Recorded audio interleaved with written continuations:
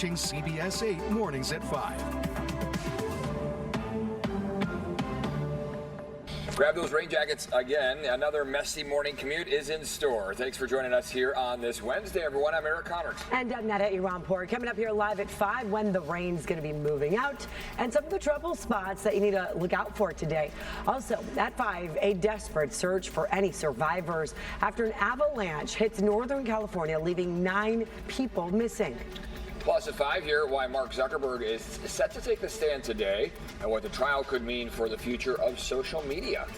But first, of course, we want to let you know how it feels outside. Wow, what a night of loud sounds, Evan. What happened overnight? Much more rain, wind, all coming through the county as we speak. We're expecting the rest of the day to start to simmer down in terms of all that activity, but the brunt of it is taking place right now across the center portion of the county. Take a look at satellite radar. You can see how the line of yellow and orange just passed over the Del Mar area, moving south through El Cajon as we speak, down through Coronado as well. There's even been a lightning strike that's been recorded there, and we're starting to see once again snow up toward our local mountains. So this is a very similar repeat compared to what happened yesterday. I'd say the biggest difference is that right now wind is much more intense. So you'll be dodging some palm fronds on the ground, might be dodging some downed trees perhaps. All things to watch for on the morning commute, especially ahead of sunrise, which is still another hour and 15 away.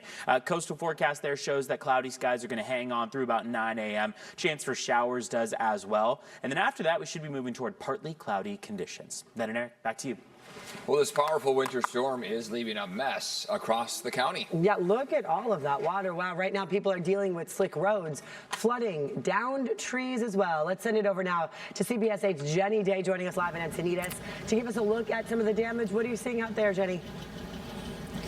Good morning to you both. You know it, the rain is beautiful, we need it, but it does bring with it some issues like this downed tree here in Encinitas. This is on Santa Fe and Stratford, and it really very easily could have fallen onto this house. You can kind of see the root system there. Again, very easily could have fallen onto that home. Instead, it fell in the other direction and onto the road. So there's kind of a platform here. Maybe it was a tree house of some kind, but it really just smashed everything here. On my other side here, there's an American flag and the mailbox. Again, all completely smashed. Thankfully, it has been cut and cleared since. The other side of the road is actually just completely filled with branches. Obviously, the top, here's the trunk and the root system. And then the other side of the street, there's just a whole lot of branches. So glad that no one was injured in this. It does look like a pine tree. We often see this with eucalyptus. We have a lot of these, and they can really snap like twigs in this kind of wind. They are light and thin and don't have a deep root system. We've also received a lot of rain for our San Diego standards, so the ground is saturated and weak, making downed trees even more possible. So good time to remind you to report storm damage on the city's Get It Done app, and the county has something similar called Tell Us Now. They both say that is the fastest way to report a problem and get it resolved quickly. The city of Encinitas also actually has a tree tracker system where they monitor and maintain city trees. They prune them, plant them, and remove dead or diseased trees. So experts say that really to assess the trees around your home, you should do so every 2 to 3 years. And you also want to be looking for trees that are really significantly leaning. Also, any cracks where the root system are kind of means that these trees might be weak as well. They also say to do regular pruning so they're not so top heavy. Certainly hope these help you during this storm, because yeah, we're not quite out of the woods yet. We're live this morning from Encinitas. Jenny Day, CBS 8. All right, Jenny, thank you for showing that to us. And now take a look at this video here. Wow, new video coming in this morning showing several palm trees on fire in North County. Yeah, big flames coming out of those. This happened Monday night on Highland Valley Road, and Poway firefighters say there were reports of possible lightning strikes during the storm overnight. We know lightning came through. They assisted San Diego Fire Rescue and the Escondido Fire Department to put those flames out. But wow, that's a lot of palm trees that burned. New this morning here, 6 skiers have been rescued from an avalanche near Lake Tahoe. The announcement coming overnight from the Nevada County Sheriff's Office. 2 of those rescued were taken to the hospital. And a desperate search continues for 9 others who have been missing since the avalanche hit just before noon yesterday, about 8 miles northwest of Truckee. Caltrans has closed several roads in the area, including I-80, US 50, and US 395. CHP's Truckee division is issuing strong warnings for the Tahoe area, saying, quote, "This isn't inconvenient weather, this is unsafe travel. We'll reopen when it's safe, not before." The interstate's closed. The area is very tough to access, and the more people that we have up there, the higher chance of another incident happening. Snow is falling at a rate of 2 to 4 inches per hour as of late last night, with some nearby ski resorts suspending operations for the day amid near whiteout conditions. In Colorado, now low visibility and high wind caused this deadly crash on Interstate 25. At least 4 people are dead, more than 24 other people injured this morning. The crash involved more than 30 vehicles. You see so many of them banged up there, including 6 semi-trucks. Wind gusts in the area about 60 miles an hour. This caused what's considered brownout conditions. That's dust and dirt blown up across the interstate. People couldn't see. All lanes of both north and southbound I-25 were closed yesterday, but those have since reopened. Now to the latest to the search for Nancy Guthrie. Officials at the Pima County Sheriff's Department in Arizona telling CBS News that DNA recovered from gloves found near Nancy Guthrie's home did not match any DNA profiles in the FBI's national database. CBS News has also learned investigators are now searching commercial genealogy databases for any matches. Meanwhile, both the FBI and local authorities are looking into gun purchases in the Tucson area. The sheriff's office continues to work with Walmart to try and identify where an exclusive Ozark Trail backpack seen in Guthrie's doorbell camera was sold. Happening today, Meta CEO Mark Zuckerberg will take the stand in Los Angeles. Instagram and YouTube are accused of intentionally designing features that are addictive and harmful, especially to young users. The plaintiff, a now 20-year-old woman from California, says Instagram's endless scroll caused her to become addicted to the social media platforms, harming her mental health. But companies deny those allegations. Zuckerberg has previously testified to Congress about youth safety on his platforms, but today marks the first time he will speak in front of a jury about this. The case is seen as a bellwether trial that could have ripple effects for hundreds of similar lawsuits against social media companies. California gubernatorial candidate Katie Porter toured the Tijuana River Valley, getting a first-hand look at the ongoing sewage crisis. Porter visited a toxic hotspot along Saturn Boulevard yesterday, where recent stormwater carried raw sewage, chemicals, and trash across the roadway. Porter, joined by County Supervisor Paloma Aguirre, met with residents who say they're dealing with persistent health issues tied to the contamination. It's like itching, it's burning, like it burns your skin, and that's not normal. I've never had that in my life before, or my family, or anyone that I know. And I'm not the only one. Most of the residents are going through this.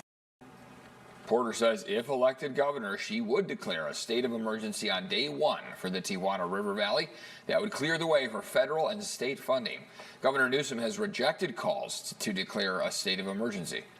The Vista detention facility houses hundreds of inmates, and since it first opened in 1972, it has seen multiple expansions and upgrades, but now, more than 5 decades later, county officials say this jail is showing its age. Last night, the sheriff's office invited the public to a forum to discuss the future of the jail in Vista. Sheriff Kelly Martinez, you saw her there, says the jail is long past its lifespan and parts of the facility are no longer working. The sheriff's office argues a modern facility is essential to maintain public safety. This jail needs to be torn down and rebuilt. The importance of having a jail in North County can't be overstated. The importance of having jails in the justice system in California cannot be overstated. We can't just remove this jail and expect to continue with public safety in the region as we know it today. Sheriff Martinez went on to say last night that was just the first of several conversations. There's going to be another public forum coming up in June. In memory of the late Jesse Jackson, the County of San Diego announced that all flags at county facilities will fly at half-staff today. Jackson died early yesterday morning, as we reported here, at the age of 84, after decades at the helm of the civil rights movement. The county administration building also tells CBS8 it'll be lit up in rainbow colors, a reference to Jackson's Rainbow Push coalition. Also today, Christians around the world will mark the start of Lent with Ash Wednesday. The Diocese of San Diego describes the 40-day season leading up to Easter as a period of reflection and preparation for the death and resurrection of Jesus. Churches across San Diego County will be holding services throughout the day, with both Our Lady of Guadalupe downtown and Corpus Christi and Bonita beginning ash distribution starting at 6 a.m.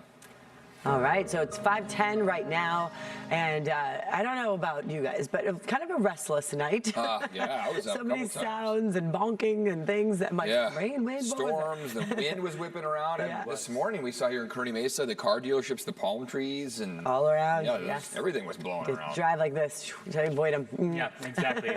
We have wind gusts peaking right now, starting to die down throughout the rest of the day. We also see that rain is peaking right now, at least for the day, and then we'll start to see fewer showers on hand as the day progresses. So outside right now, it is a bit treacherous depending on where you're at. More moderate to heavy bands of precipitation coming across the county, especially now toward the South Bay. And it looks like all of that will start to come to a close as we get toward the afternoon and the evening stretch. You can see how partly cloudy skies ensue past about noon, but between now and 9 a.m., we will likely still be seeing a lot of those showers coming on shore, including between now and 7 a.m. where that chance for rain is at about 50%. After 11 a.m., those clouds begin to break apart. We get some partial clearing. It'll look very similar to yesterday. Ample opportunities to get outside if you want to get the walk or the run in. Just be careful of what's already on the ground. Not only will it be very wet, but it will also be still windy out there. So two things to consider as you spend time outside.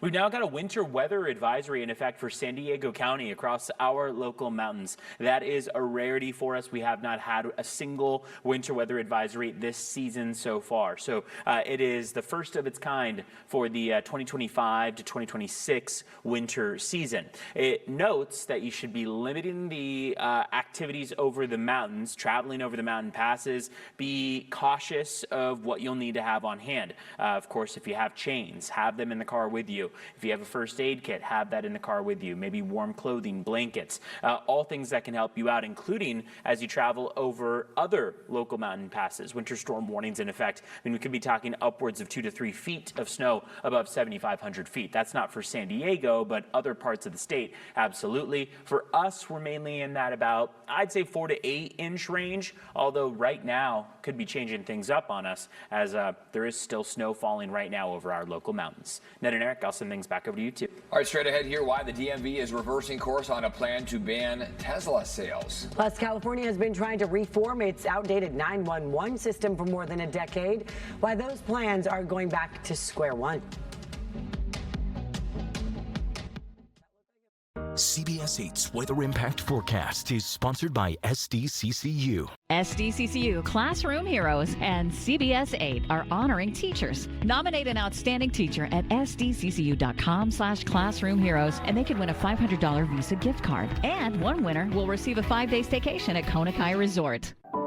I was driving and that's when I was hit my hands. That's where I was feeling the most pain. My hands are my voice. Once Morgan got involved, it was great.